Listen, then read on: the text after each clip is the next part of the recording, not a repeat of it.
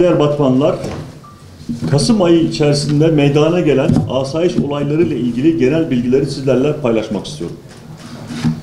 Batman'ın gündeminde yer alan en ehemmiyetli konulardan bir tanesi olan uyuşturucu ile mücadele ile başlamak istiyorum. Narkotik olaylar söz konusu olduğu zaman Kasım ayı içerisinde polis ve jandarmamız tarafından toplamda 156 olaya müdahale edilerek 168 şahıs hakkında adli işlem yapılmıştır. Yılbaşından itibaren adli işlem yapılan şahıs sayısı %39'luk bir artışla 1781'den 2479'a yükselmiştir.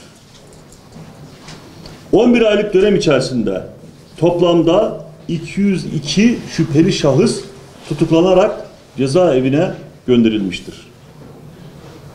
Kasım ayı içerisinde 115 kilogram uyuşturucu madde ele geçirilmiş, 11 aylık dönemde ise ele geçirilmiş olan uyuşturucu madde miktarı 823 kilograma ulaşmıştır. Bu dönem içerisinde de 34.825 adet de uyuşturucu hap ele geçirilmiştir bunlara ilaveten. Toplamda bu 823 kilogramlık uyuşturucu yakalaması Batman'ımız açısından da ülkemiz açısından da çok ehemmiyetli bir rakamdır. Çünkü bizim devlet olarak uyuşturucuyla mücadelede nasıl bir performans sergilediğimizin en esaslı göstergelerinden bir tanesidir.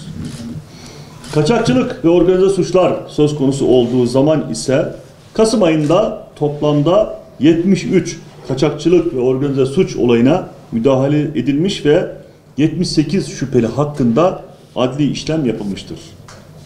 Bu ay içerisinde toplamda 99 ton kaçak akaryakıt ele geçirilmiş ve 21.000 pakette kaçak sigara ele geçirilmiş durumdadır. Göçmen kaçakçılığıyla mücadele başlığı altında ise 15 şahıs hakkında adli işlem yapılmıştır. Yılbaşından itibaren Batman ilimizde adli işlem yapılan kişi sayısı da 159'a ulaşmıştır. Siber suçlarla mücadele bizim yine ehemmiyet vermiş olduğumuz önemli bir suç kategorisidir.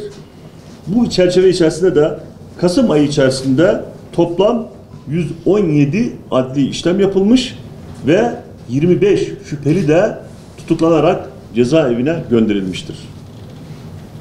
Siber suçlarla 11 aylık dönem içerisinde ise toplam tutuklanarak cezaevine gönderilen şahıs sayısı 156'ya ulaşmış durumdadır. Asayiş olaylarına genel olarak baktığımız zaman ise şunu görmekteyiz. Kasım ayında toplamda 952 asayiş olayına polisimiz ve jandarmamız tarafından müdahale edilmiştir. Vatandaşlarımızın çok yakından ilgili olduğu evden hırsızlık olaylarımız 2023 yılı Kasım ayıyla karşılaştırıldığı zaman %17 olarak düşüş sergilemiştir. İlimizde mal varlığına karşı işlenmiş olan suçlar içerisinde hırsızlık, dolandırıcılık, yan kesicilik ve yağma gibi 9 ana suç kategorisi söz konusu olduğu zaman ise 11 aylık dönemi bir önceki yılın 11 ayıyla karşılaştırdığımız zaman toplamda %21'lik bir düşüşü Batman'da sağlamış durumdayız. Bu memnuniyet verici bir gelişmedir. Yine Kasım ayında mahkemelerce aranan 548 şahıs yakalanmış ve bu şahıslar hakkında da cezaevine gönderme işlemi yapılmıştır. 2024 yılı içerisinde toplamda mahkemelerce aranan 6799 şahıs bu şekilde yakalanarak cezaevlerine gönderilmiş durumdadır. Bizim asayiş olaylarındaki, suç olaylarındaki bu şekildeki olumlu düşüşleri sağlamamızın en önemli sebeplerinden bir tanesi bu şekildeki aranmış olan şahısların yakalanarak cezaevine gönderilmiş olduğu hususunu bir kez daha sizlerle paylaşmak isterim.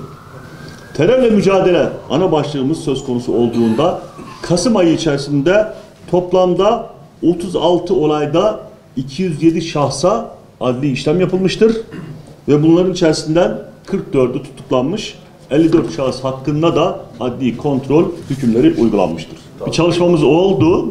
Bu olaylar durulduğu zaman belediye başkan yardımcımızın başkanlığında belediyemizden bir heyet bu şekildeki esnaflarımızı ziyaret ettik.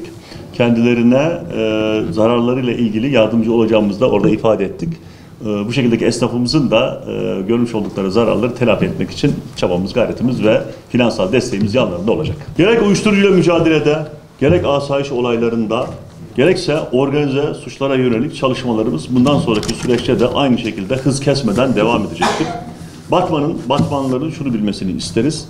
Bizim polisimiz, jandarmamız, güvenlik birimlerimiz 24 saat kesintisiz, yılda 365 gün kesintisiz, haftada 7 gün kesintisiz şekilde kendilerine hizmet veriyor ve içimizdeki coşkuyu, heyecanı hiçbir şekilde kaybetmeden bunu da arttırmak suretiyle mücadelemize devam edeceğiz.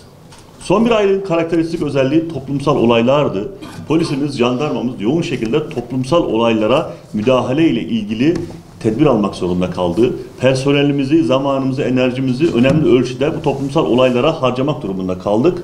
Ancak net şekilde gördüğünüz üzere ne asayişten, ne uyuşturucuyla mücadeleden herhangi bir şekilde en ufak bir taviz vermeden hızımızı da arttırmak suretiyle çabamıza, gayretimize devam ettik. Sağ olun. Hayırlı günler, iyi çalışmalar.